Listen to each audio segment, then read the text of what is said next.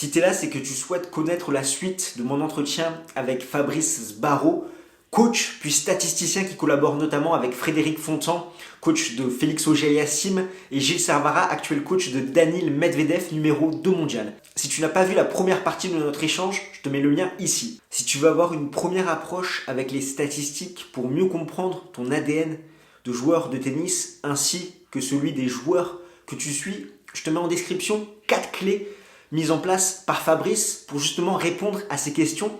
Et si tu veux aller un petit peu plus loin, vraiment totalement décrypter ton style de jeu, celui de tes adversaires et également celui de tes joueurs favoris, Fabrice Sbarro a mis en place une formation avec 32 clés d'optimisation pour gagner 15% de matchs supplémentaires. J'ai fait des pieds et des mains pour t'obtenir un tarif préférentiel sur cette formation. Et du coup, tu l'as à un prix cassé sur les 3 jours qui arrivent à 49 €. C'est le second lien en description. Et je te rappelle que tu peux toujours tenter de gagner le livre de Fabrice. Quel joueur êtes-vous grâce aux éditions Amphora? Pour ça, il faut que tu nous suives sur nos réseaux sociaux. Bref, cela étant dit, je te laisse avec Fabrice Sbarro pour cette deuxième partie de notre entretien. Tu es nouveau sur cette chaîne? Pour ne rien manquer de l'actualité tennis, abonne-toi et active les notifications en cliquant sur la petite cloche. Le contenu te plaît? Fais-le nous savoir en mettant un pouce bleu. De plus, si tu souhaites prolonger l'échange, tu peux nous suivre sur tous nos réseaux sociaux et rejoindre notre Discord.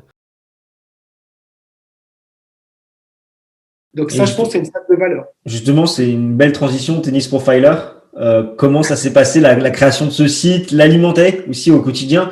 Parce que des joueurs progressent. Peut-être il y a 3 ans, ils ne savaient pas très bien servir. Peut-être que maintenant, c'est devenu un point fort. Ouais. Comment ça se passe? Comment tu alimentes cette base de données? Est-ce que c'est en lien avec du coup tes différentes prépas de match? Et surtout par rapport à la catégorisation que tu en fais? J'ai pu voir, tu as le puncher, le tempo player, le force du fond, etc. Comment tu cartographies tout ça? Alors, quand j'ai commencé la stats en 2007-2008, très vite, je me suis mis des objectifs très hauts. Mais j'avais 2 objectifs. Un objectif, c'était d'écrire un livre sur les styles de jeu. C'était un de mes objectifs très vite. En 2007, j'avais déjà dit, moi, je veux des styles de jeu, je vais catégoriser et je vais en faire un livre. Et 2, je dis, moi, je veux faire un dictionnaire des joueurs du top 100. C'était les 2 objectifs que j'ai eus dès le départ, en 2007. Et je l'ai fait à 4 heures par jour. Donc déjà, je l'ai fait et refait et fait et refait, comme ça. Et donc, le site Tennis Prof, alors si tu veux, le livre d'Amphora a été l'accomplissement d'un de mes rêves, d'un de mes objectifs de stats. Et le site a été le 2e accomplissement. Et puis le 3e, je dirais, c'est de maintenant de travailler avec des joueurs pros et faire des prépas de match. C'était le 3e. Mais c'était tous les rêves que j'avais, les objectifs que je m'étais posés. Donc le site Tennis Profiler vient de ça, d'un objectif personnel, d'expliquer tous les joueurs par la stats, tous les joueurs du top 100. Il m'en manque 1 ou 2, mais il y en a toujours des nouveaux. Je reviens par rapport à ça. Donc toute ma démarche était faite autour de cet axe, tout connaître. Et après, dans un axe stratégique en termes de style de jeu. Donc, j'avais les 2 ensemble. Donc ces 2 aspects, on les voit sur le site. Après, chaque fois qu'un nouveau joueur arrive dans le top 100, je le stats. Donc Karatsev, j'ai vu que tu l'avais rajouté. Tout de suite. Là, en ce moment, je n'ai pas beaucoup de temps là, mais Musetti, c'est un des mecs que je suis en train de préparer. Karatsev, dès qu'il est arrivé, j'ai eu la chance que j'ai dû le préparer pour Félix. Donc ça m'a permis d'avoir de la data pour le mettre sur mon site. Donc des fois, je peux rejoindre. Donc dès qu'un joueur arrive top 100, c'est ma limite. Dès qu'il est top 100, je veux avoir… Parce que j'en ai besoin pour mes clients maintenant, et ça a toujours été mon objectif. Je veux connaître tous les joueurs du top 100. Tous. Je veux tous les connaître, comment ils gagnent, comment ils perdent, quels sont leurs styles de jeu, quelles sont leurs forces faibles. Je veux tout savoir. Ça, c'est toujours été une curiosité. J'ai jamais été payé pour avoir cette curiosité. C'était une passion. Et le site, en fait, il est venu. Je me suis dit, au bout d'un moment, je dis, OK, tout le monde en a rien à foutre de la stats. Donc déjà, je vais faire un site pour essayer de me mettre en avant. Et puis 2, je dis, mais je vais pas mourir avec 1 million de points analysés dans mon ordinateur. Donc au moins, je le mets sur la toile. Et s'il y a 3 personnes intéressées, ils peuvent y aller. Donc c'était un petit peu ça aussi. Et maintenant, ça commence à devenir de plus en plus intéressant. La suite du site, ça va être comment peut-être le rentabiliser. Moi, je perds de l'argent sur le site. Je perds de l'argent. Tu te rends compte que je donne une des plus grandes bases de données et je perds de l'argent pour la donner. C'est rarissime quand même. Que le mec, il donne 14 ans de boulot et ils payent parce que je dois payer l'hébergement et tous ces trucs pour. Donc peut-être la prochaine Les étape. développeurs, etc.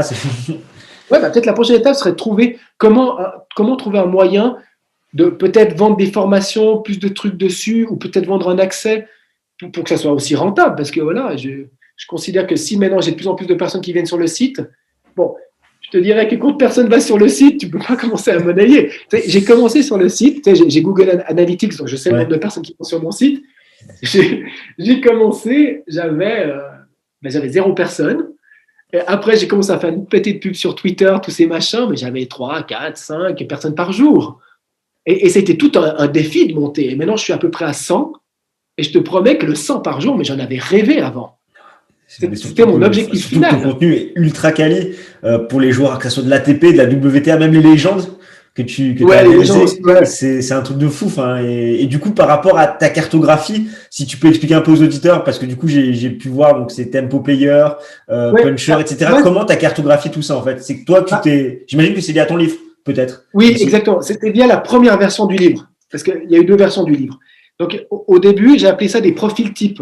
Un profil type, c'est les 5 profils que tu vois sur le site. Donc, serveur, offensif, remiseur, cadence, punch, les 5. Et à partir de ces 5 profils, quand tu les mixes entre eux, tu deviens un profil type. Par exemple, tu peux être un remiseur serveur, tu peux être un cadence punch, tu peux être un punch cadence, tu peux être un punch remise. Et ça, il y en a 20.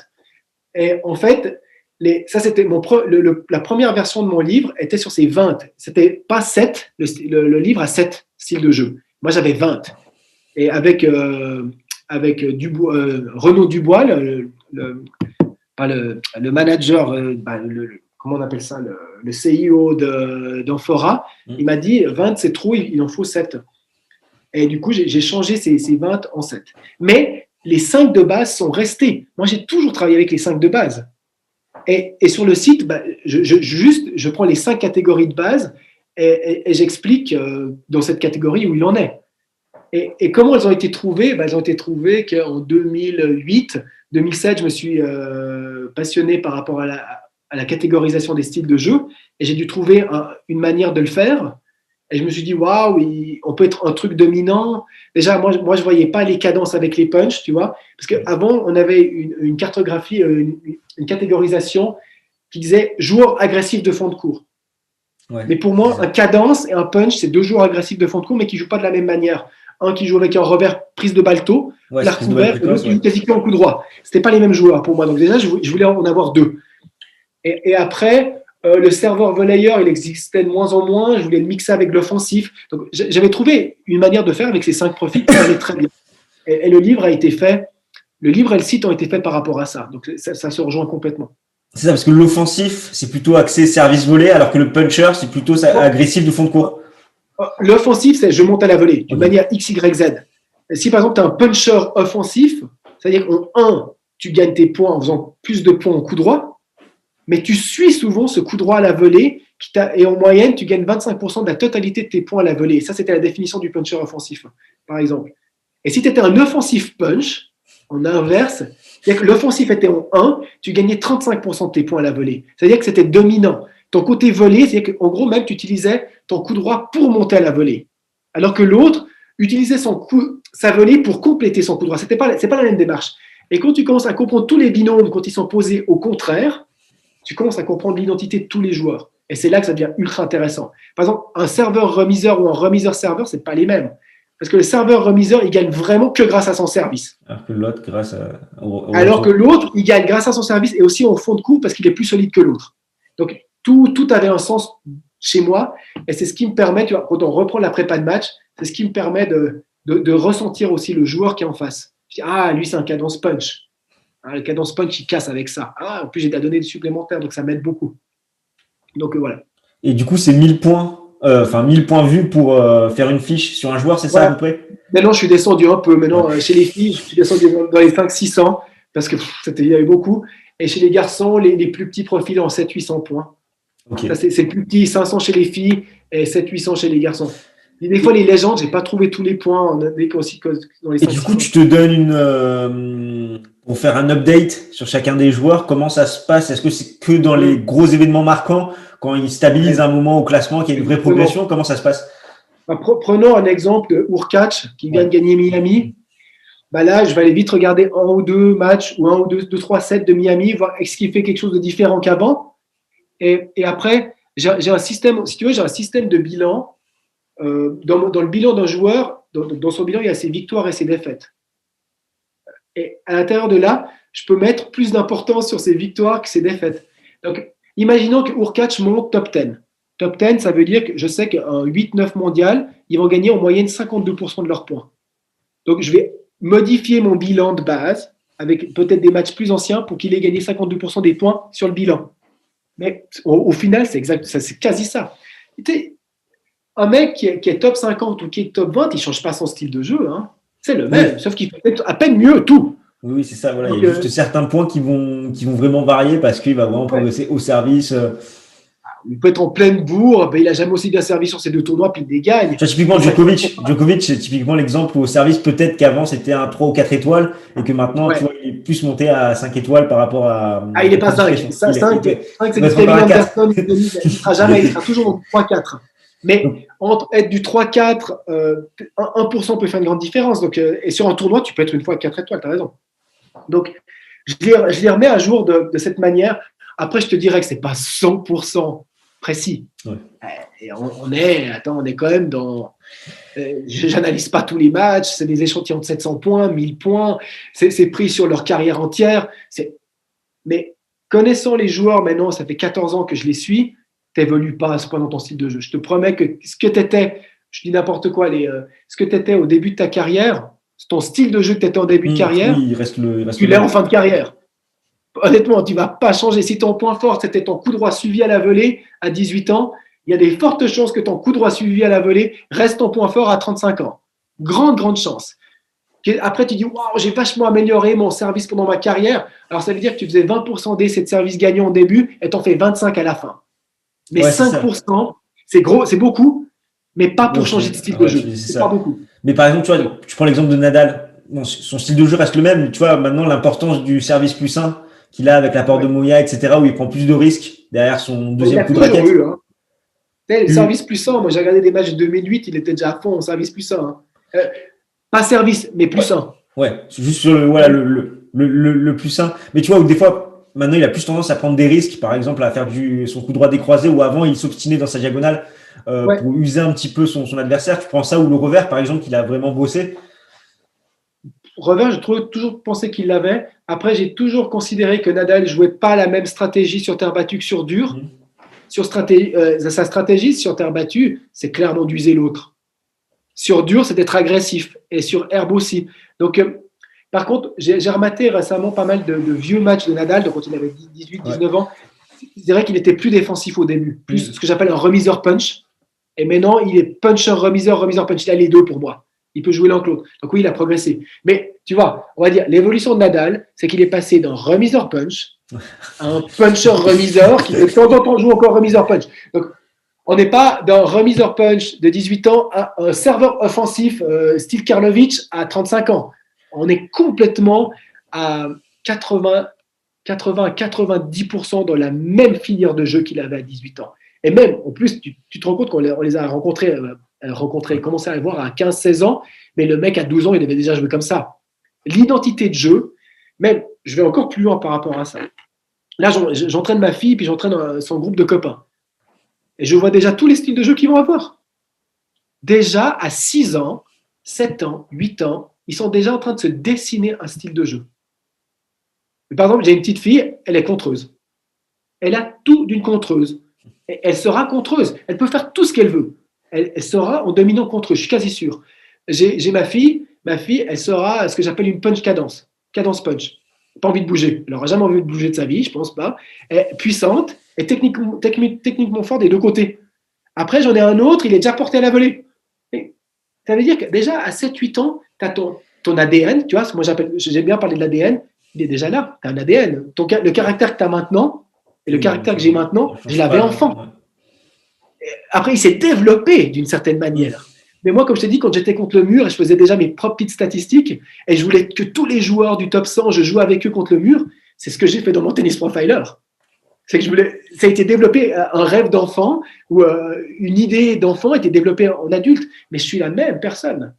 C'est juste que j'ai pris en maturité, j'ai 40 ans, puis quand j'aurai 80 ans, je penserai différemment. Mais l'essence de mon être ou de ton être, si tu es quelqu'un de sympathique, je suis sûr que tu étais sympathique, tu m'as l'air sympathique, souriant. Je ne pense pas que quand tu avais 8 ans, tu tirais la gueule et tu n'étais pas sympathique. Tu vois que dans le tennis, on est exactement la même chose. Donc, pour dire, les profils abordés sur mon site sont très justes. Et les statistiques peuvent peut-être différer de quelques pourcents. Quelques pourcents, mais ça change pas. Mais dans l'ensemble, on est juste. Parce que, tu sais, aussi, il y a plein de mecs, des fois, qui me disent, ouais, mais un bilan de 1500 points, c'est pas, il me faut beaucoup, beaucoup de points. Puis je dis, non, mais donne-moi 4 matchs. Moi, en 4 matchs, je vois déjà tout. Donc, c'est ça, c'est que quand tu travailles sur l'ADN d'un joueur, il faut beaucoup moins. Et maintenant, j'arrive à un stade où je vois même des photos de toi en train de jouer au tennis. Franchement, déjà à 60%, je sais ton ADN, avec des photos. Je peux voir une prise de raquette, un truc, c'est cette prise, en règle générale, c'est ça. Où je regarde 5 minutes jouer. Ah, ok, cadence remise. Ok. Cadence remise, ça veut dire ça, ça veut dire ça, ça veut dire ça, ça veut dire ça, ça veut dire ça. Ça veut dire qu'il va avoir des faiblesses là. J'ai déjà tout qui est pré-réglé. Et après, je fais le bilan et je confirme. Et en règle générale, 70%, j'ai juste. Et 30%, je me fais surprendre parce qu'on a toujours des petits trucs qui ressortent. Mais c'est fou, si on fait même les parallèles avec les tests de personnalité en psychologie qu'on peut avoir, tu as exactement la même chose que tu peux avoir pour le tennis avec un style de jeu, avec c'est clair. C'est incroyable. On peut l'optimiser, ton style de jeu. On peut te rendre meilleur en punch si tu n'as pas de punch. On peut te rendre meilleur en offensif en montant plus à la volée si tu n'étais pas ton truc. Mais si tu étais un remiseur punch, tu seras un remiseur punch. Mais après, il n'y a aucun problème à ça. Tu peux être numéro 1 mondial en faisant tout ce que tu veux sur un terrain. Et c'est ça aussi que beaucoup de gens ne comprennent pas. Beaucoup d'académies, de machin. Il n'y a pas une manière de formater. Moi, j'ai joué avec un mec, j'ai dit, toi, tu vas être le meilleur possible en serveur volleyeur. Toi, tu vas être le meilleur possible en remiseur punch. Toi, tu vas être le meilleur possible en cadence offensive. Toi, tu vas être le meilleur possible. Parce que tous sont différents et j'ai dû respecter leur ADN. Et je pense que c'est là, maintenant, quand on y pense comme ça, où j'amène quelque chose que les autres, peut-être même coach ou data scientist, n'ont pas. C'est cette recherche de l'ADN profond du joueur qui, pour moi, me parle. Et il ne faut pas le sortir de son ADN, le joueur. Il faut l'optimiser dans ce qu'il est. Et ça, c'est super important. Autant pour de la prépa de match que du développement de joueurs, que le site Tennis Profiler. Ça rejoint toujours la même mentalité, en fait. Et du coup, sur le site Tennis Profiler, la dominante, tu l'affiches comment? Parce que je me rappelle avec le low, high, medium, sur les différentes catégories qu'on a évoquées. C'est comme ça qu'on identifie la dominante d'un joueur pour lire un petit peu la fiche. Ouais, si c'est haut, c'est que je considère qu'il est en dominant. Ouais. Et s'il est bas, c'est que c'est en profil. On a tous les joueurs, on les 5 profils. Tous. Après, tu peux être remiseur, mais très, très, très, très peu. Mais de manière, même si tu es serveur, volleyeur, de temps en temps, tu auras un rallye de plus de 8 frappes. Ça va t'arriver. Et de temps en temps, tu seras là à remettre 3 vers slicer de suite. Ça va t'arriver. Mais ça t'arrive peut-être une fois sur 100 points ou 50 fois sur 100 points. Donc tous les joueurs ont tous les profils. Puis après, je mets un dosage haut, moyen, haut. Tu sais, je fais aussi les intermédiaires, moyen, haut, moyen, bas, très bas ou très haut. Je mets encore les 2 extrêmes. Et comme ça, on peut voir la dominance du joueur. Voilà, lui, c'est un puncher en dominant. Et je mets the dominant puncher. En général, je le note comme ça. Et ça veut dire, voilà, s'il est dominant puncher, c'est que vraiment, c'est son coup droit ou son revers à une main. Il fait plus de points que l'adversaire. Avec ses coups, c'est comme ça qu'il gagne ses matchs. Et donc, après, le ratio, il est vraiment expliqué par rapport aux stats. Hein. Ok. Comme ça, c'est une interprétation du style de jeu basé sur la stat. Voilà ce que je fais. C'est vraiment ce mélange de statistiques et de sensibilité et de coaching. C'est vraiment un mélange. Chez moi, ça a toujours été comme ça. Je suis coach. Hein. Oui. On va pas te changer. Hein. Pareil. Là, exactement. C'est bien joué. Je suis coach. Et la statistique, j'ai un coach qui a aimé la psychologie, qui a une sensibilité dans les chiffres. Donc, en plus, j'ai fait une année en uni en psycho. Donc, on retrouve les personnalités, on retrouve la statistique, parce qu'on a fait ça en psychologie. Et ça, c'est ce qui me parlait déjà. Donc voilà, mon ADN, c'est toujours été celui-là. Et j'ai fait que de le suivre, quoi. Et ça doit être la même démarche avec les personnes avec qui je travaille. Et du coup, la volonté derrière le livre, c'était de décrire un petit peu ces différents profils et les croisements qui peuvent exister entre ces différents profils. Le but du livre ? Oui. Ouais, bah, c'était de vulgariser finalement un petit peu les profils types, parce qu'on m'avait dit que 20 c'était trop. C'était un petit peu de vulgariser ça, et puis de rendre plus accessible euh, à monsieur tout le monde, aux compétiteurs régionaux, tu vois, je veux dire, c'était ça, parce que le but c'était, tu vois, il ne faut pas oublier que si Amphora t'édite, le but d'Amphora, c'est pas dire, ah Fabrice, t'es un bon gars, je t'édite. Si je t'édite, je vais vendre X nombre de livres et je vais rentrer dans mon investissement ou je vais faire un bénéfice. C'est ça, c'est ça, c'est ça. Donc, il m'a dit, quand il s'est rendu compte que c'était trop complexe, mes 20 profils, il m'a dit tout de suite, il faut que tu ailles à moins. Et quand il m'a dit, il faut que tu aies moins de profils, j'en ai choisi 7. Et les 7, après, on a été à fond dans les 7. Et finalement, ça a été mieux comme ça. Et je le remercie d'ailleurs, Renaud. C'était très, très bien de le faire comme ça. Et donc, le livre, ça sert à t'identifier qui tu es et t'optimiser. D'ailleurs, je fais peut-être de la pub à Max et Tennis Legend, mais on a tourné toutes les clés d'optimisation en podcast avec Tennis Legend. Et franchement, elles sont 20, il y a 20. Tu te rends compte que je parle beaucoup, là. On a déjà sur 1h33 de podcast. Donc, autant dire qu'on a été assez généreux dans les podcasts. On a tourné à peu près 20 heures d'optimisation. Donc, la partie 3 du livre, si je ne me trompe pas. Donc, voilà, le chemin du livre, c'est de te découvrir toi-même en tant qu'individu plus ou moins unique et t'optimiser et après de savoir comment te jouer par rapport à un autre type d'adversaire, savoir les clés statistiques par rapport à ça. Et c'est un livre qui, je crois qu'il a été quand même vendu. Je suis à plus de 1500 exemplaires vendus, que je suis assez content. Tu sais, quand tu rentres dans la statistique au début, tu te dis je vais me faire lyncher. Donc pour moi, je m'étais dit si je vends 500 livres, je suis super content. Et puis, je m'étais dit, s'il y a 500 personnes qui écoutent le podcast de Tennis Légende, je suis super content. Donc, je partais avec des objectifs assez bas par rapport à tout ça. Et maintenant, je suis assez content de pouvoir dire que ça peut plaire à beaucoup plus de gens et que oui, les gens ont beaucoup à apprendre de leur identité de jeu et que la statistique va les aider, c'est clair et net. Maintenant, j'ai un peu plus de poids aussi pour le dire. Tu sais, c'est incroyable la différence. Quand tu travailles avec personne sur le tour, t'es personne. Tu travailles avec le coach Daniil Medvedev, Nico Mahut, Félix Auger-Aliassime. Maintenant, j'ai un truc, je suis Jésus. Limite, non, mais les gens ont radicalement changé leur façon de me parler, de me voir. Ça fait plaisir. Hein. C'est clair que ça fait plaisir, mais maintenant, je peux aussi peut-être un peu plus en profiter pour être un peu le leader de ce mouvement. C'était toujours été ma quête, hein, développer la stats. Donc là, je suis content aussi d'avoir des gens comme toi et d'autres avec des interviews et tout, parce que je suis là encore pour faire passer le message, comme quoi c'est quelque chose de bien et puis que ça peut vous servir. Hein. Ouais, non, mais voilà. je suis curieux de lire ce livre, en tout cas, qui semble il faut le lire. je ferai ça. Et du coup, petit retour en arrière, une question que je me posais, comment ça s'est passé l'entame des différentes collaborations que tu as pu avoir, comment les coachs, ou les joueurs, en l'occurrence Nicolas Mahut, t'ont approché, comment cette étape que tu as rejoint un peu le staff du coach s'est passé, et d'une façon générale aussi, sans rentrer bien sûr, c'est dans du privé, mais par rapport en termes de rémunération, quel est le coût sur l'année pour un statisticien en général? Vous êtes 4, ça peut aller à une échelle, tu vois, nous donner un petit peu plus sur une échelle. Alors chaque projet est complètement différent. Ça, pour te dire, et chaque mise en contact a été complètement différente l'une de l'autre. Alors, Gilles Servara, je t'ai dit, c'est Étienne Laforgue qui m'a présenté à Montréal. Étienne Laforgue, je l'ai rencontré à un séminaire qui avait rien à voir. Je lui présente la stat, pas du tout pour qu'il me présente autour. Et puis, ça s'est fait comme ça. Bref. Okay. Et puis derrière, Gilles a tout de suite aimé et il décide de m'engager, lui. Donc, regarde, déjà, la relation, elle est complètement unique. Elle est unique. Après, derrière, Nico Mahut, je suis à Metz. Je fais un essai avec son coach Nicolas Copin. Mais pour du simple, pour Barrère. Ça n'a pas marché le test, mais je vais quand même à Metz pour leur montrer ce que je faisais.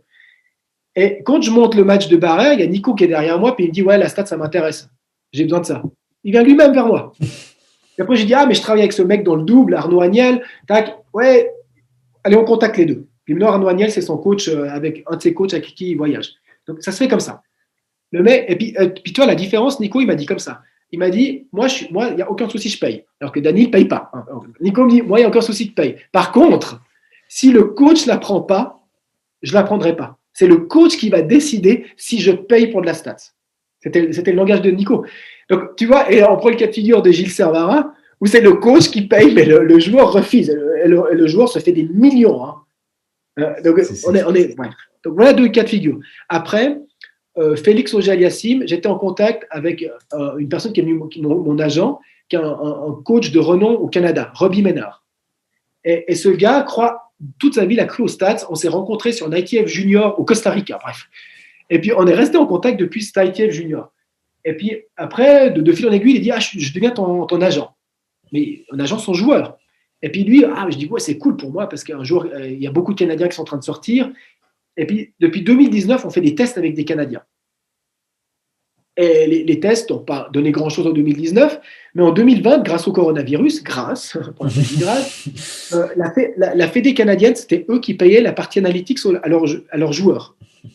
Donc, ils payaient à Andrescu, enfin, ils payaient à tous la partie Dartfish, comme je l'ai expliqué. Et ils ont dit, maintenant, on arrête. Le Corona a enlevé de l'argent et on enlève cette partie. Donc, ils ont dû tous privatiser la partie analytique. Et là, mon agent, on avait déjà fait les premiers trucs avec eux, donc pas mal de tests gratuits. Et ben, hop, l'agent de Félix est venu voir mon agent. Et là, du coup, ça a fait. Et là, la relation avec Félix, ça se passe, tout ce qui est financier, ça se passe d'agent à agent. Alors que Gilles, je lui fais un prix parce que c'est le coach qui me demande. Et puis Nico Mahut, vu que c'est lui qui est venu, puis il a demandé une priorité, que sa stats ne soit pas dévoilée, il paye encore un forfait supplémentaire. Tu vois, pour dire, c'est le bordel. Puis, alors, dernier cas de figure, parce que là, je travaille avec 4 personnes, Bouskova, je fais un test avec un coach. Le coach parle de moi au coach de Bouskova. Ils adorent les chiffres, ils vont kiffer. Je dis, OK, présente-les-moi pendant l'Open d'Australie, présente-moi via message, vu que j'y étais pas. On fait un test. Elle fait finale à Melbourne sur le 250, Bouskova. Et puis derrière, on dit tout de suite, ouais, on commence. Tout bon. Fini. Envoyé, super, fait un test, un machin, envoyé. Donc pour dire, et puis eux, je le disais sur un podcast avec Max, eux, ils m'ont dit tout de suite, toi, tu es le Messi de la stats. Alors lui, il m'appelle Messi, maintenant je suis Messi avec eux. Et puis ils ont une manière d'être qui est propre à eux. Eux, au début, je me dis, waouh, on va pouvoir travailler comme des malades. Puis maintenant, je leur envoie des infos, puis ils me disent, ouais, merci, mais je ne sais pas ce qu'ils font. Mais c'est toujours merci, thank you so much, Messi, thank you so much. Tout le temps ça. Et je sais pas ce qu'ils font avec la stats. Ouais, je sais, ils me disent, oui, on prend les idées, machin. Mais, donc, je te dis honnêtement qu'il n'y a pas un cas qui ressemble à l'autre. Et puis, c'est ce qui fait aussi le charme. Parce que si tout était mécanique, si moi, j'imposais ma manière d'être, tu vois, parce que tout le monde est complètement différent parce que je m'adapte à eux. Hein. Si j'étais complètement psychorigide, je leur dirais, tac, moi je travaille comme ça. Soit tu t'y fais, soit tu dégages. Bah, déjà, j'aurais pas de clients. Mais donc, j'ai dû m'adapter et chaque cas de figure est différent et c'est ça que je trouve moi complètement passionnant. Et j'adore m'adapter à leurs besoins. J'adore d'essayer de trouver la solution pour leur ramener le petit pourcent. Ça, c'est un kiff complet, quoi. Donc voilà. Donc pour te répondre, et je pense que les prochains cas de figure, Léla Fernandez, là on est en contact avec Léla Fernandez. Donc tu connais un peu Léla, le père c'est le père qui a coaché. Donc le père est assez dominant, même il est en train de lâcher prise, mais il est encore vachement dedans, donc c'est lui qui analyse les choses, il n'aimait pas la stat, mais il m'a dit Fabrice, grâce à toi j'aime la stat, merci beaucoup. Donc on est dans cette relation, début de relation, sa fille a 18 ans, elle a été pas mal dirigée par le père, maintenant elle est avec un autre coach. Ils ont une organisation qui est propre à eux, qui est complètement différente de Nico Mahut, qui a 39 ans, 18 ans, qui est complètement différente de Bouskova, parce que Bouskova, le père, je ne l'ai jamais vu. Elle m'a juste dit une fois, mais mon père, il parle allemand, peut-être une fois, vous pouvez parler allemand, parce qu'en Suisse, on parle allemand. Voilà la relation du père que j'ai avec Bouskova. Mais la relation du père avec Fernandez sera complètement différente. Et je vais devoir m'adapter au père et répondre aux besoins du père. Parce que le père est ultra important dans le développement de sa fille. Jusqu'à quand, je ne sais pas, mais pour le moment, c'est comme ça. Donc, ça veut dire encore qu'on est dans une dynamique complètement différente. Et après, tu vas arriver avec Alexander Zverev et ce sera encore complètement différent. Et après, tu arrives avec Otto Horn et c'est encore différent. Et après, tu arrives avec lui. Et comme je te dis, peut-être une fois, j'aurai un joueur qui me dira, mais Fabrice, moi, je vais travailler qu'avec toi. Et moi, toi, on travaille que les deux, je te paye un peu plus. Ça va peut-être arriver. Parce qu'il kiffe 100% la stat, puis il me dit, j'ai besoin de coach. Parce que je n'ai pas les moyens de le faire voyager. Donc, toi, tu me vas très bien. Je te paye à la maison, tu analyses tous mes matchs, tu me coûtes X par mois, mais tu ne me coûtes rien d'autre. Tu vois, ça peut être aussi un cas de figure. Hein. J'y ai pensé d'ailleurs. Moi, je suis ouvert à tout. J'impose rien et je suis ouvert à tout et je m'adapte au maximum et j'essaie de donner le maximum de ma personne pour qu'eux performent. Et je pense que c'est quelque chose qu'ils se sont tous rendus compte. comme là, tu vois aussi dans l'entretien qu'on a, Ouais. je donne, je pense donner Tu donnes à beaucoup fond, et ouais, voir t'es le côté passionné, passionné. et ça plaît. Et pour moi, c'est de me rendre compte que j'ai ce retour des joueurs, c'est vraiment très important pour moi et c'est super cool, quoi. Qui reconnaissent le fait que je me donne à 100% pour eux. Et puis que je le fais avec passion, puis avec des compétences. Donc, ça, c'est le plus important. Après, quelle forme ça prend tout me plaît. Hein. Tout me plaît. J'adore. J'adore tout. Puis surtout ce côté de s'adapter à l'autre, j'adore. C'est vraiment génial. C'est d'être un petit peu psy aussi, d'une certaine manière. C'est comment trouver l'astuce.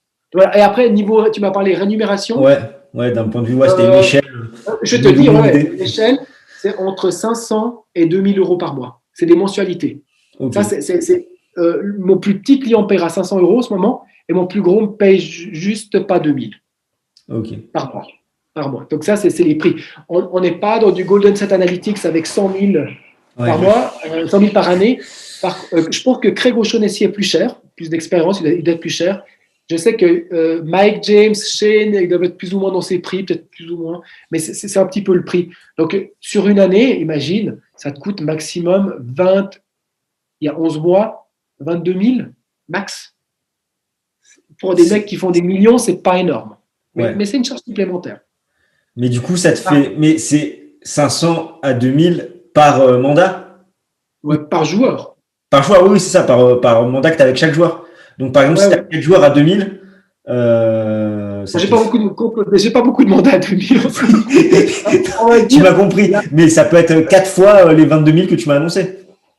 imaginons ouais, un cas de figure où ça marche super bien pour moi et j'ai plus que 4 joueurs sur le circuit qui me payent 2000, je gagne 8000 euros par mois par la stats. Ce que je considérerais bien gagner ma vie. Par rapport surtout Ok. aux habitudes, moi j'ai vécu avec le strict minimum parce que je vivais de ma passion.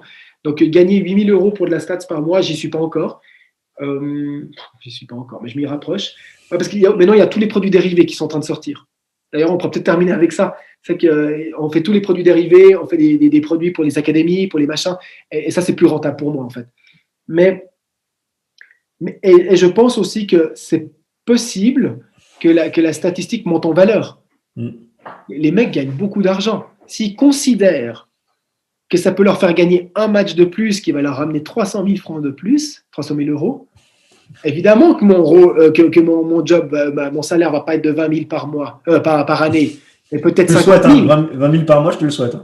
Ouais, non, mais après, moi j'ai jamais, je me suis jamais lancé dans cette histoire en me disant, waouh, Fabrice, accroche-toi, parce qu'un jour tu vas gagner beaucoup d'argent. Jamais, jamais, jamais. Je me suis dit, tu es un privilégié de survivre de ta passion. J'étais un privilégié. Et maintenant, je suis un surprivilégié de commencer à de mieux en mieux vivre de ma passion. Et je me considère mais vraiment comme un Ah, mais c'est clair. surprivilégié. Tous les jours que je me lève, je dis, mais la chance que tu as maintenant, tu es bien. Là, surtout en ce moment, je suis bien payé par rapport à ce que j'ai Mm. l'habitude pour faire ce que j'aime le plus au C'est monde. génial. Tu te lèves, tu vas regarder du tennis. Enfin, Ouais, c'est c'est ça. génial. Et je suis bien payé maintenant. Si tu veux, on va dire, je tourne autour de 6 000 euros par mois. Et j'ai toujours eu 3 000 avant. Et 3 000, c'est peu, hein, en Suisse. En On est Suisse, en ouais. Suisse. Parce que 3 000 euros en Suisse, c'est pas 3 000 euros en France. C'est moins. Donc, et tu vois, j'ai toujours pris l'habitude aussi de vivre de ma passion. Tu sais, quand tu te lèves le matin, tu fais ce que tu aimes, mais j'ai plus besoin d'argent pour m'acheter des skis. Je veux dire, j'aime pas skier. J'ai pas besoin d'argent pour m'acheter une belle voiture. J'ai pas une belle voiture, j'en ai pas besoin. J'ai pas besoin d'avoir un bel appartement. J'ai rien besoin. Parce que mon besoin profond, il est accompli en faisant de la stats, aussi débile que ça puisse paraître, mais moi, ça m'allait et c'est ce qui m'a. Donc, déjà, tu as besoin de moins d'argent. Parce que j'ai pas besoin de loisirs. Moi, mon loisir, je le fais du matin Ouais, au bah oui. soir. Je fais de mon loisir. Donc, du coup, si tu vis de ton loisir, tu as moins besoin d'argent, vu que tu as plus besoin d'argent pour tes loisirs.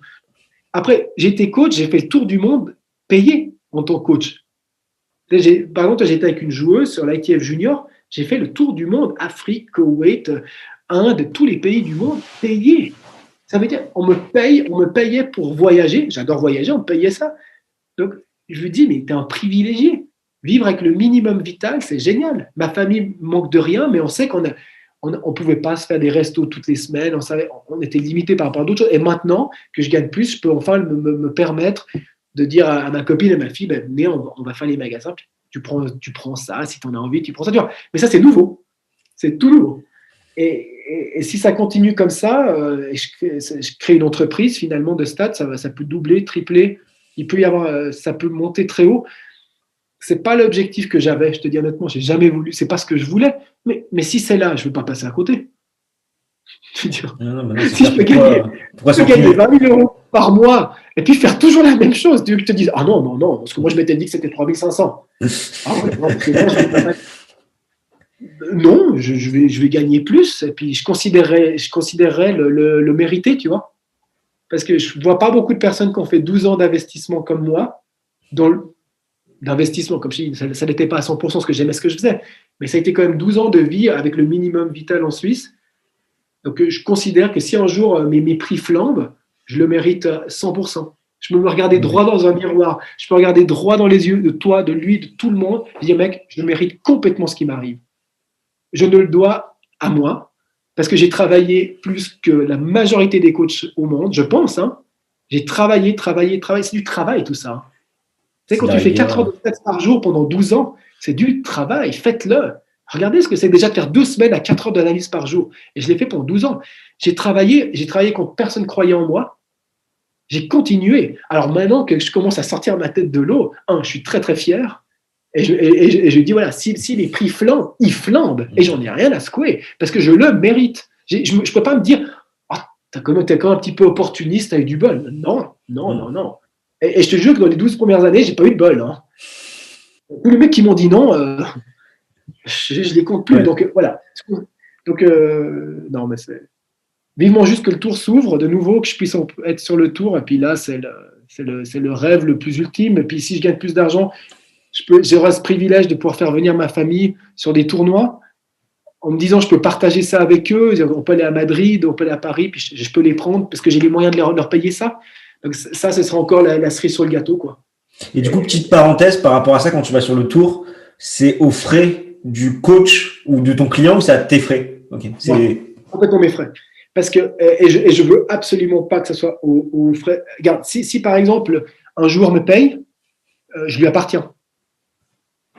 Et si je lui appartiens, je peux pas lui dire ah non mais mec à 2 heures je peux pas être sur le terrain avec toi parce que j'ai Félix qui joue là et je dois parler avec le coach. Il me dit attends, je t'ai pris dans mon stade. Non, moi je paye mes frais, je paye tous mes voyages, tous ceux que j'ai fait depuis Montréal 2019 à Open d'Australie 2020. Même pour l'anecdote, j'ai fait du coach surfing. Je sais pas si tu connais. Ouais. Et j'ai adoré. Et même si j'ai les moyens, moi je vais aller faire du coach surfing. C'est absolument génial. C'est génial. Parce que, non mais là, en plus, tu touches le Graal parce que, bon, moi, j'ai toujours aimé voyager, j'ai toujours aimé découvrir des gens, j'adore ça. Le tennis, c'est ma passion numéro 1. De loin, c'est la 1. Mais le voyage, c'est toujours été une passion en 2. Donc, je suis à l'Open d'Australie déjà. Je vis mon rêve parce que l'Open d'Australie, en plus, c'est mon tournoi que j'aime le mieux. 2, je termine ma journée, je suis chez un Australien. Je vis à Melbourne avec un Australien qui peut me montrer des trucs, qui peut me parler. Je peux ressentir un peu ce qu'il vit. Un Australien de Melbourne. Et puis en plus, c'est gratuit. Et les mecs, ils me faisaient à manger. Mais je dis non, mais t'es là. Mais tu dis non, mais les gars, mais c'est royal, quoi. Donc j'ai dépensé peu d'argent. Ouais, j'ai beaucoup plus que l'hôtel, de mon point de vue. Oui, après, j'ai dormi par terre sur un matelas. Oui, d'un point de vue culturel, c'est vachement plus enrichissant. Puis d'un point de vue aventure humaine. Et il ne faut pas oublier, c'est la vie, c'est une aventure humaine.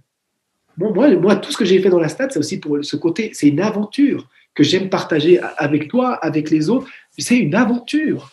Je suis un être humain qui se fait plaisir, qui a la chance de pouvoir maintenant en vivre et qui veut partager ça avec les autres. Et je ne suis pas mieux ou moins bien qu'un autre, je suis comme tout le monde. Et c'est ça qui est génial, quoi. C'est ça que moi je trouve absolument génial, et d'aller chez l'habitant qui t'accueille, c'est génial, quoi. Et le seul problème, c'est que par moment, tu dois mettre des semaines et des semaines à trouver ton logeur. Ça prenait du temps. Ouais. Tu vois, après, tu parles de la solution de la facilité quand tu as l'argent, tu dis, je ne peux pas attendre, je veux prendre tout de suite, parce que je n'ai pas le temps, je n'ai pas 1 heure tous les soirs à envoyer des messages sur mon téléphone. Ça peut être le côté.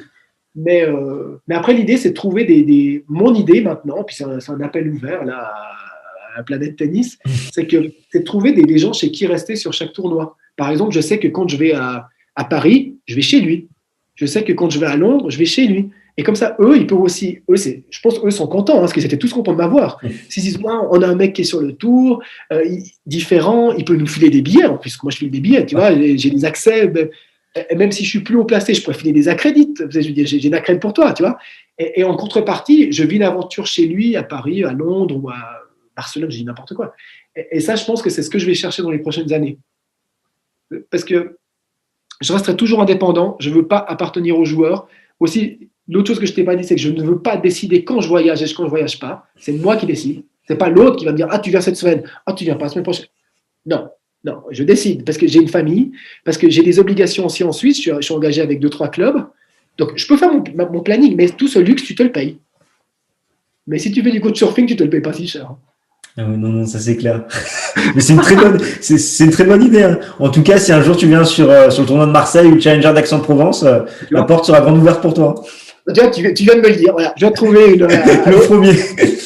Non, mais tu vois, c'est exactement ce genre de choses que je cherche. Parce que tu vois, je viens à Marseille, je viens faire le tournoi, mais tous les soirs, on est les deux, on parle de stats, on parle de tennis. Toi, tu es passionné, je suis passionné. On s'éclate. Puis après, tu me dis, ouais, je vais te montrer un quartier qui est super cool à Marseille. Wow, mais génial! Et tu veux sortir samedi soir. On est bien d'accord qu'en ce moment, on ne sort pas. Et tu dis, ouais, il y a une super soirée chez des potes là. Tu veux venir? Mais je suis le premier qui dit, mais bien sûr que j'ai envie de venir. Bien sûr que j'ai envie de connaître ton monde. J'ai envie de... Et je me considérerais un privilégié d'être chez toi à Marseille. Parce que je dis, putain, il peut me montrer des trucs de Marseille que je ne connais pas. Je ne suis pas à l'hôtel, quoi. Donc, je vis le tournoi que j'adore. Et en plus, je rentre du tournoi. Je suis avec quelqu'un. On va parler. Je vais découvrir des choses grâce à lui. Puis après, ma porte est ouverte chez moi aussi. Hein. Tous les coachs surfeurs, je les ai dit, vous venez quand vous voulez en Suisse. Donc, c'est aussi dans les deux sens. Donc, non, c'est une aventure humaine. Et... Cool, je note Marseille. En vue. C'est bon, 250. Non, c'est bon. Il faut que... Non, c'est un 250. Daniel joue des fois. Donc, oui. Et Challenger d'Aix aussi. Ouais, c'est cool. Et du coup, pour finir sur deux, trois petites questions. On est à 2 heures, hein. Tu vas devoir couper. Hein. Je vais devoir faire 2 épisodes, 2 parties. C'est costaud, mais il y a tellement de choses à dire. Je me suis enflammé, j'avais plein de trucs à faire, mais bref, c'était agréable. Oui. Ce que je me posais, c'est est-ce que tu arrives encore, quand tu regardes un match de tennis, à prendre du plaisir, entre guillemets, et à déconnecter sans penser stats, quand tu te poses, j'espère, dans une finale, que c'est pas un de tes joueurs ou un de tes coachs. Non, je peux pas regarder, j'ai quasi plus de temps, je peux plus regarder un match si c'est pas mes clients, si j'en ai pas besoin pour Tennis Profiler parce que c'est un nouveau profil, ou si j'en ai pas besoin pour préparer mon client. J'ai plus le temps de regarder un match comme ça. Du coup, par exemple, là, la finale de Roland-Garros ou la finale de l'US Open. Ah, t'as raison, t'as quand même 2-3 finales, je les regarde. Mais je la stats quand même. Hein. Ouais, t'es quand même là sur ton Excel. Ah ouais. Je peux plus regarder un match sans stater. J'ai jamais pu regarder. Je m'emmerde. Je m'emmerde grave si je state pas. Ok, donc du coup, c'est l'inverse. Si tu déconnectes, tu te fais chier. Si t'es là juste à prendre du plaisir, ah ouais, il a fait ça. Non, mais c'est devenu tellement naturel pour moi de statser que, si tu veux, je peux être à côté de toi, je state tout le match et on parle de ce qu'on fait maintenant. Donc là, je pourrais limite regarder un match en parallèle sur tout l'entretien. Okay. Bah, je serais comme ça. Je suis en train de regarder mon écran là, puis je dis ouais. Puis peut-être que je peux pas un peu plus. Mais on peut avoir une discussion normale et je state mon point. Et moi, je dis écoute, stop, juste. Donc, ça veut dire que c'est quelque chose qui est devenu tellement naturel que je le fais sans réfléchir, que je regarde le match. Mais par contre, dès que j'ai envie d'une information dans le match, je vais vite regarder mes stats. Ah, j'ai envie de voir ça. Et du coup, est-ce que tu as l'émotionnel quand même qui rentre en compte ou c'est vraiment en mode robotisé, entre guillemets Ouais, mais l'émotionnel, il y a l'émotionnel. Voilà, on va dire que déjà quand j'étais coach, c'était comme ça. C'est que des fois, tu as des matchs clés qui te rendent émotionnel. Parce que tu disais, ça peut être un match au premier tour, au deuxième tour, en quart, à n'importe quel degré, ou une finale. Ça peut être n'importe où. Tu as des matchs clés qui te disent, putain, ce match, il est important. Match Karatsev, le quart perdu, Mahut, Herbert, quand ils perdent Pavic, Mektic, Pavic. C'est des matchs clés. Là, c'est des matchs où je vais être un peu plus tendu. Mais sinon, c'est très robotique. Non, mais il y a des matchs émotionnels, mais pas tous. Puis, mais même quand j'étais coach, j'étais comme ça. Hein. Moi, du moment que je statsais, ça me permettait aussi de rester cadré dans mon truc et d'être moins émotionnel. Parce que l'émotion, elle m'amène à rien du tout. Hein. Ah, t'es à chier. Je fais toutes les balles de break, tu les perds, c'est quand une grosse. Oh, à l'inverse, sur un super point. Oh. Il est génial, c'est le meilleur. Ouais. Genre, par exemple, sur le le passing de Medvedev contre Tsitsipas, je sais plus. Ah ouais. Genre, Oui, typiquement. Non, l'émotionnel ne m'a jamais vraiment plu à ce point. L'émotion, je la mets dans la passion, dans le coaching, mais quand on est dans l'analyse, moi, je veux être carré, je veux savoir ce qui se passe. Et après, voilà, des fois, je m'enflamme. Ouais, très cartésien. Oui et non, parce que quand même, du moment que le match est préparé, qui est envoyé, je me soucie. Je sais même plus ce que j'ai noté. Tu vas te marrer, je me rappelle même plus ce que j'ai noté. J'en ai fait tellement ces derniers temps que je me rappelle plus. Je sais que ce que j'ai fait, c'était juste. J'étais en harmonie avec ce que je devais faire. Mais après, c'est envoyé, je regarde le match. Et je regarde le match un peu en tant que fan en ce moment. En tant que fan qui voudrait que Leila ou que Marie Bouskova gagne un match. Mais je ne suis pas en train de me dire, est-ce qu'elle fait le plan de jeu? Non, je m'en fous. Au début, oui, parce que j'avais besoin de me justifier, comme je t'ai dit. Et maintenant, non, parce que je suis dans le plaisir du match. J'ai envie de mater le match. J'ai juste envie qu'elle gagne en tant qu'être humain. Et moi, je sais que j'ai amené mon truc, quoi. Mais comme une fois de plus, je te dis, je ne sais pas où ça va sortir. Donc, vu que je ne peux pas savoir où ça va sortir, j'ai fait mon boulot, je regarde le match. Et je veux qu'elle gagne. Alors, par contre, t'en fais pas. Chaque match que j'analyse, que je prépare, je veux qu'il soit gagné. Et je fais mes stats internes. Je veux tout gagner. Je ne vais pas te mentir, je veux tout gagner. Chaque défaite me fait chier. Évidemment que ça me fait chier. Après, je peux relativiser. Mais, je veux tout gagner. Voilà, tout. Et je me donne les moyens pour essayer de faire gagner mes joueurs parce que et ils le savent. Et tu vois, c'est ça aussi. Ils le savent que je me donne les moyens. Et ils savent que ça fait 14 ans que je fais ça. Ils savent que je vais tout faire pour eux. Et ça quand tu as cette confiance d'eux, mais tu la mérites, cette confiance. Parce que c'est pas, ouais, je vais tout faire. Joe, je vais au McDo. Non, mais je vais tout faire. Mais si je considère que je ne dois pas en faire plus, je n'en ferai pas plus. Mais si je dois faire plus, je le fais. Donc, ils le savent. Et derrière, à partir de là, ils savent, tu as cette confiance, tu as fait ta prépa. Moi, je laisse aller. Moi, j'ai fait mon truc. J'ai livré ma partie. Mon boulot, il est livré. Ils m'auront au feedback. Ils m'auront pour les bilans. Voilà, ça, c'est mes jobs. C'est la prépa, feedback de match, bilan de tournoi. Ils savent que je suis là. Ils auront chaque fois l'information. C'est leur job de l'interpréter bien. Je donnerai des interprétations, tout le temps. Mais c'est leur job de prendre ce qu'ils veulent prendre. C'est leur job de travailler ça comme ils veulent travailler. C'est le job du coach et du joueur. Moi, c'est plus le mien. Et je ne veux pas rentrer là-dedans comme je t'ai déjà dit. Sinon, je suis coach. Oui. Sinon, je suis coach. Peut-être un jour, je deviendrai coach. Peut-être un jour, j'en aurai marre de la stats et puis je me dis, waouh, j'ai un super. Là, il me faudra un joueur où je me dis, je peux rêver avec lui. Je vais gagner des grands chelems. Je ne m'engagerai pas avec un 50 mondial. Ça me sert quoi? Je peux gagner des grands chelems en tant que statisticien. Pourquoi je dirais qu'un 50 mondial, faire des deuxièmes tours de 250? Alors, ça devient mon meilleur pote. Parce que c'est mon meilleur pote, l'ancien. Mais bon, j'ai 40 ans, il en aura 20, 21. Je ne vois pas comment ça peut être mon meilleur pote. Je veux dire, on peut s'entendre, non. Oui, non. Et du coup, vas-y, je te laisse continuer. J'espère, mais si un jour, quelque chose se met en place, tu as une sensibilité avec une joueuse ou un joueur qui est top joueur, et qui il me dit dans les yeux, Fabrice, je veux être avec toi. Et c'est un top, et tu dis, putain, il peut gagner plein de trucs. Là, peut-être je me lance. Mais c'est pas. Attends, je suis pas en train de te dire, je sais pas parce que j'ai la tête comme ça. C'est pas parce que je me prends la tête que je dis ça. C'est-à-dire que j'aime tellement la stat que je crois pas que je pourrais quitter tous mes contrats avec tous mes clients si ce n'est pas pour quelque chose qui me fait encore aller plus haut en termes de bien sûr. Et pour aller plus haut, c'est de gagner des grands chelems. Parce que la base de tout, moi je suis coach à la base, et mon rêve, ça a toujours été de gagner des grands chelems, et je ne l'ai pas encore fait, même en tant que statisticien. Donc ça restera mon rêve. Et si tu vois une fois qu'il y a une opportunité de coaching qui va là-dedans,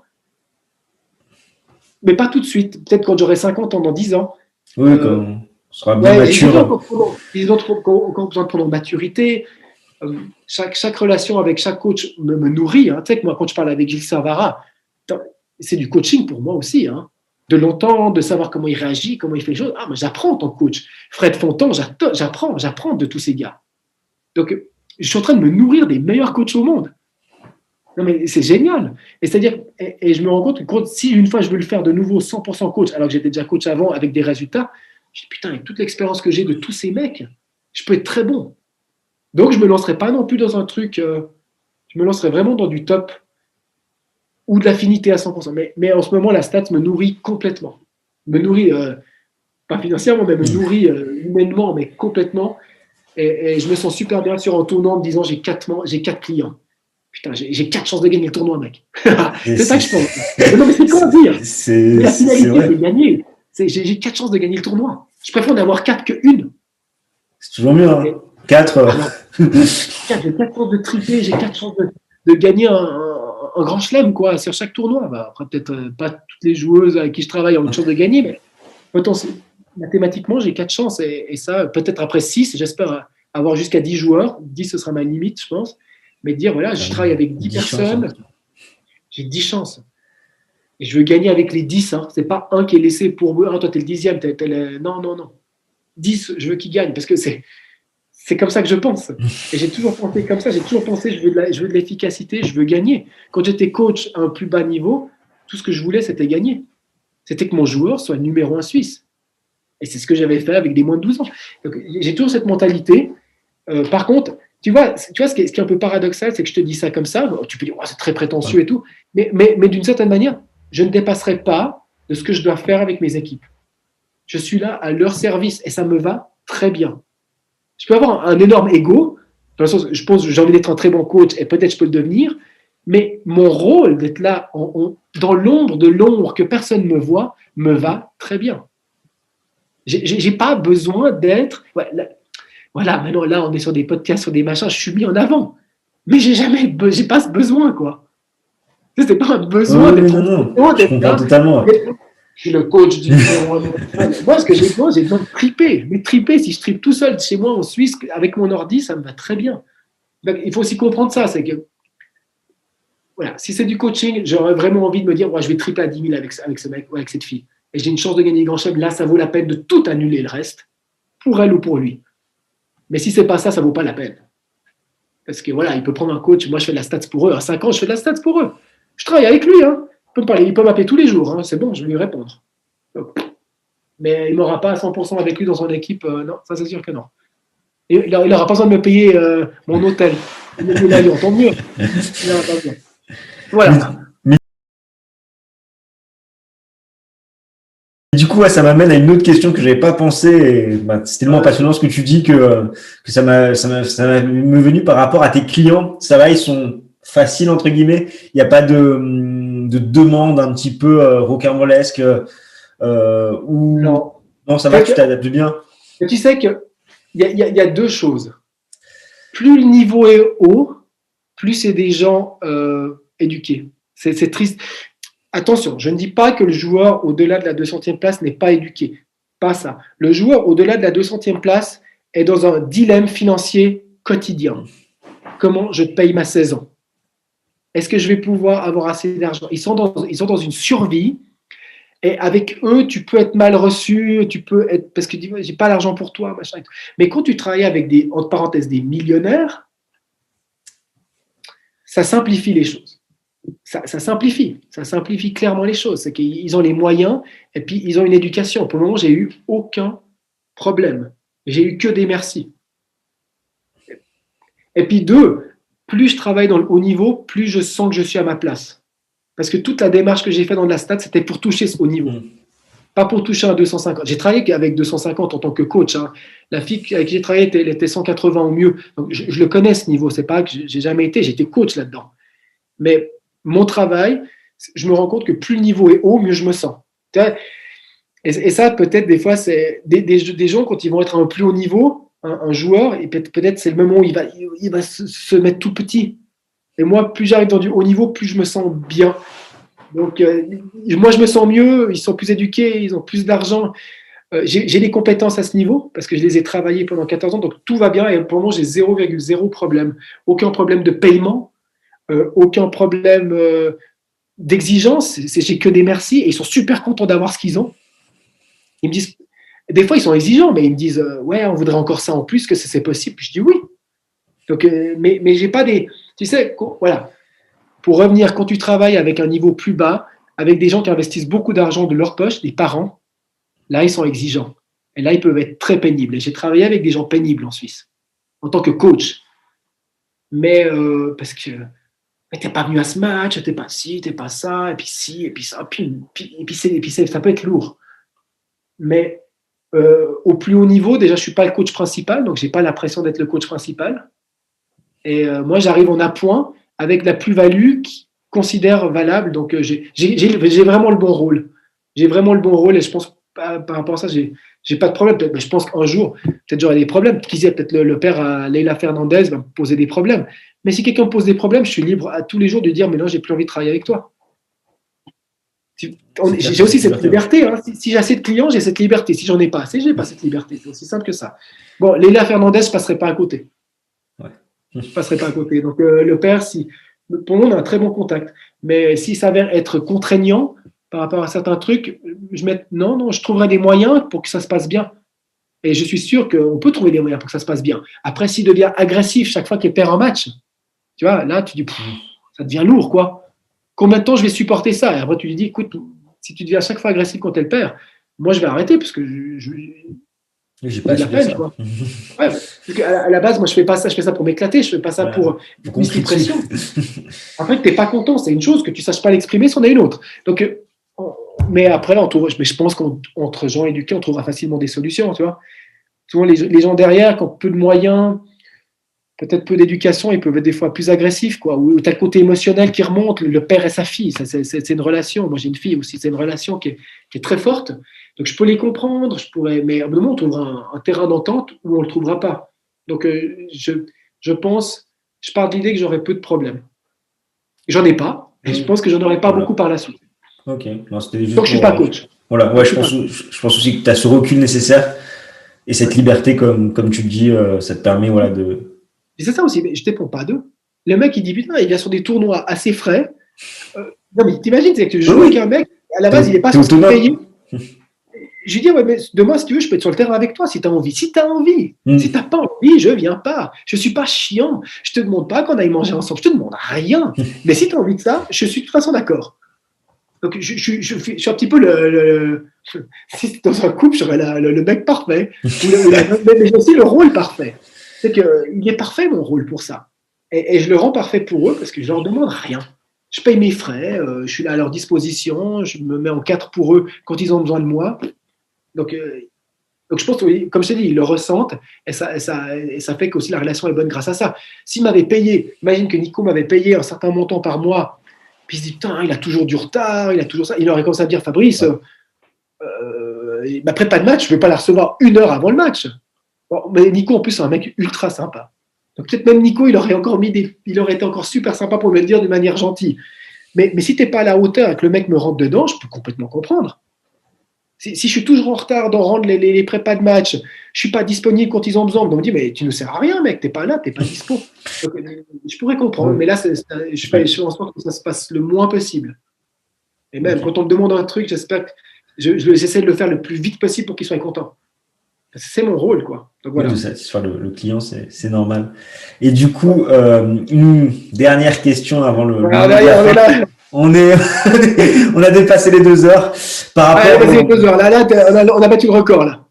Par rapport au débat du GOAT, je sais que tu es suisse, Roger Federer, il me semble t'avoir aperçu avec une casquette de Rafael Nadal sur Instagram, si je dis pas de bêtises. Non, c'est pas moi. Je suis 100%. Alors, c'était moi avant, je sais, mais j'en ai pas de. Oui. Mais c'était des vieilles, je pense des vieilles, parce que là, je suis 100% Yonex, maintenant, je suis sponsor par eux, donc je peux qu'avoir du Yonex. Hop. Ok, du coup, c'était peut-être, j'ai cru voir sur ton Instagram une photo d'époque, et du coup, il y a du. Oui, peut-être avant. Ouais. Quand j'avais fait ma question, du Rafa sur, ouais. Et du coup, au niveau du débat du GOAT, qu'est-ce que tu en penses par rapport à ces 3 grands? Qu'est-ce qui va se passer? Est-ce que tu as une préférence? J'ai toujours aimé Nadal, tu vois, c'est pour ça que donc Nadal, j'aime bien. Roger, même si je suis suisse, j'aime bien Roger. Et puis Djoko, moyen. Murray, Djoko, ça n'a jamais été mes jours, j'étais le plus fan. Après, tu es très respectueux du niveau qu'ils produisent, de qui ils sont, mais je n'étais pas fan du jeu, quoi, de ce qu'ils proposent. Donc ça, comme ça, non. Après, des préférences, non. Je ne travaille pas avec eux. Voilà. Aussi, maintenant, je te dis, moi, je travaille pour Gilles Servara, je veux que Daniel gagne, c'est tout. Donc, si Daniel joue contre n'importe qui du GOAT, je veux qu'il gagne, quoi. Donc, j'ai une préférence pour mes clients. Si demain, je travaille avec Federer, j'aurai une préférence pour lui. C'est triste à dire, mais vu comme je suis impliqué sur le tour, je dois être proche d'eux pour avoir des affinités, évidemment. Sinon, j'aime bien Roger et Nadal, clairement. Je les aime bien, ça c'est clair. Ok. Mais si Daniil les joue, je veux que Oui. Daniil les batte. Donc, Forcément. D'ailleurs, Daniil il faut que Daniil aille chercher sa première victoire contre Roger. Hein.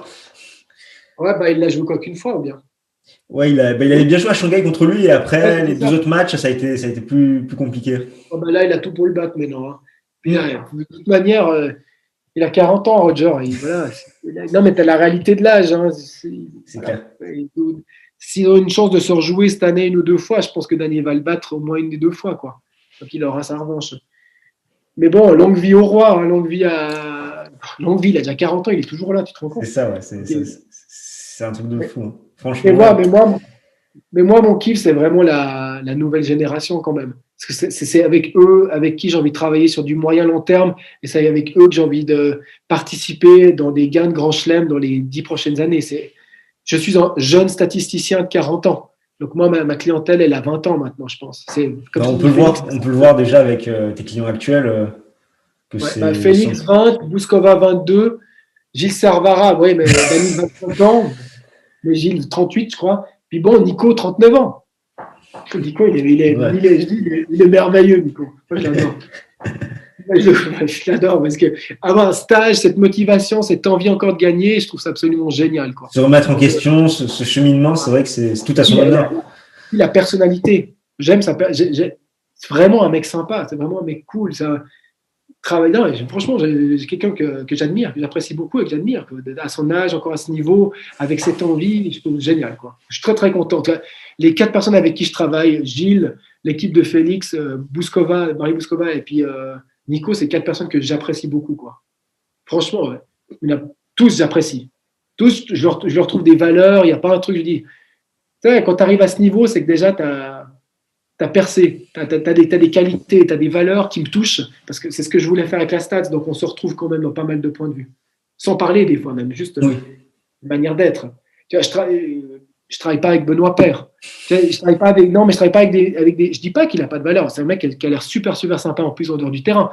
Mais au moment, les gens qui se sont rapprochés de la stat et de moi, et qui après m'ont apprécié, c'est qu'on avait des choses en commun. Et des points en commun, bien sûr. Hein. C'est comme avec l'amitié, comme avec toutes les relations humaines. La volonté de performer au plus haut niveau, c'est ça, notre point commun. De gagner et de performer au plus haut niveau. Et là, on se retrouve. Et là, ils ont senti qu'ils étaient avec quelqu'un qui voulait la même chose qu'eux. Tu n'es pas qu'un statisticien qui se dit « Waouh, je vais gagner 2000 balles par mois grâce à toi, 2000, 2000, 2000, 2000, 2000. » Je suis un statisticien qui veut absolument me faire gagner et gagner avec moi. Et ça change la relation. Et là, tu peux aussi te rapprocher et puis tout le monde devient des gens super. Quoi. Privilège. Je me sens privilégié. Quoi. Super. Super pour finir sur ces belles paroles, notre entretien. Et le mot de la fin, ou plutôt la stat de la fin, en tant que statisticien, je vais te laisser finir sur une petite statistique que tu vas nous partager, qui pourrait en étonner plus d'un. N'importe laquelle qui pourrait en étonner plus d'un. Non, mais c'est toujours le 1%. Si tu arrives à améliorer 1% ton efficacité, tu vas progresser bien plus que ce que tu penses. Puis la stats nous permet de vraiment cibler ce 1% de plein de manières différentes. Donc vraiment le 1%, ou moi je disais le 2%, mais 1-2%, c'est vraiment une stats clé pour moi. On ne se rend pas compte à quel point il y a peu de différence entre les meilleurs et les autres. Ils sont plus proches que ce qu'on pense, même si ce n'est pas les 2%, comme ça a été débattu entre Gasquet et Federer, ce n'était pas 2%, mais 3,4, 3,6. Et ça reste 3,6%, ça reste très peu. Tu peux nous la refaire pour ceux qui n'étaient pas au courant de l'anecdote, qui n'ont pas lu l'anecdote entre la comparaison de Gasquet et Federer? Alors, voilà, sur le site de l'ATP, c'est 2% de différence entre leur pourcentage de points gagnés au total. Après, ça a porté débat parce que beaucoup de gens ont dit qu'ils n'avaient pas joué les mêmes personnes et ils avaient raison. Donc après, j'ai refait une statistique par rapport au top 10, leur ratio gagné au top 10, et il s'avérait qu'il y avait 3,6% de différence. Je crois que Roger a gagné 51% des points contre les top 10 en moyenne, et lui, 3,6% de moins. Mais ça reste très peu. Ça reste très peu. Alors que ça reste 3,6% qui explique 20 grands chelems. Donc, on reste dans... Tu sais, c'est comme un peu les sprinteurs. Il y a peut-être une dixième de seconde entre deux sprinteurs, mais il y a peut-être 5 places entre les deux. La statistique dans le tennis nous montre ça, c'est qu'il y a peut-être que 1% de points de différence entre lui et lui, mais en termes du ranking, en termes des résultats obtenus, en termes de nombre de titres, c'est énorme. Et ça, c'est vraiment ça que je veux faire prendre conscience à tout le monde. et que oui, travailler avec un statisticien compétent, parce qu'il va y en avoir de plus en plus, il y en a plein qui vont arriver de pas compétents, en tout cas au départ, ça peut peut-être te permettre de gagner ce pourcent. Et c'est pour ça que les gens aujourd'hui m'emploient, parce qu'ils croient, ils commencent à comprendre que 1%, c'est beaucoup plus que ce que ça puisse paraître. Donc voilà, je termine avec 1%, même pas 2, 1. 1%, voilà, 1%. je pense que À c'est tous les parfait. niveaux. Niveau amateur comme un mondial, c'est le même pourcent. Le même.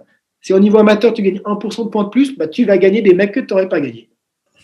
Tu vas pas battre Rafa, mais Pas tu encore, battras mais. 2-3 mecs que tu auras. Mais voilà, Fabrice, merci beaucoup. Enfin, pour conclure Merci cet à entretien, toi. je trouve que c'était vraiment très passionnant. Tu es vraiment une personne passionnante, curieuse. Enfin, on sent que tu es dedans et ça fait plaisir à voir et d'échanger avec toi. C'était super agréable. Merci beaucoup. Ouais, moi, ça m'a fait plaisir aussi. En tout cas, tu vois, j'ai beaucoup parlé, je m'excuse, mais sans parler beaucoup, tu as dégagé quelque chose qui m'a donné envie de parler aussi beaucoup. Et Donc, je trouve que merci à toi. Ça m'a fait plaisir. Merci beaucoup. J'espère que cette interview t'aura plu. Personnellement, je suis très admiratif devant le parcours de Fabrice, qui est quelqu'un de passionné et passionnant.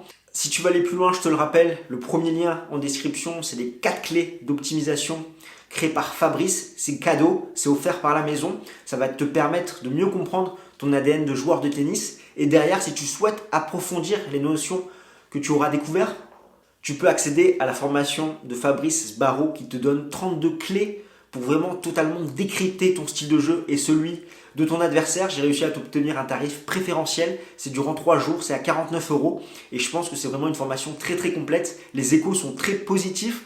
Pour moi-même, l'avoir vu, franchement, c'est du très très bon boulot, donc je t'invite à aller voir ça. Enfin, tu peux toujours tenter de gagner quel joueur de tennis êtes-vous, et pour ça, il faut que tu ailles sur Twitter. Pour finir, j'aimerais remercier Fabrice Barraud pour nous avoir accordé 2 heures de son temps, ainsi que les éditions Amphora pour justement le jeu concours en lien avec le livre. Nous, on se retrouve très très vite. D'ici là, porte-toi bien. Ciao, ciao tout le monde.